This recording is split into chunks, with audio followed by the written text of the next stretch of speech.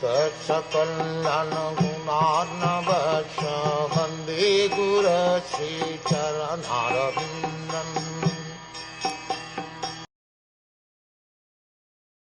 Sutta Goswami said, when Shukadeva Goswami was thus requested by the king to describe the creative energy of the personality of Godhead, he then systematically remembered the master of the senses, Sri Krishna, and to reply properly, he spoke thus. The devotees of the Lord, while delivering speeches and describing the transcendental attributes of the Lord, do not think that they can do anything independently. They think that they can speak only what they are induced to speak by the Supreme Lord, the master of the senses. The senses of the individual being are not his own.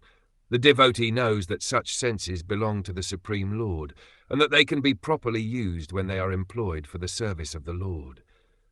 The senses are instruments, and elements are ingredients, all endowed by the Lord. Therefore, whatever an individual can do, speak, see, etc., is under the direction of the Lord only. The Bhagavad Gita confirms this. Sarvasya chaham hridi sanivishto mata smriti jnanam apohanam ca. No one is free to act freely and independently, and as such, one should always seek the permission of the Lord to act or eat or speak, and by the blessing of the Lord everything done by a devotee is beyond the principles of the four defects typical of the conditioned soul.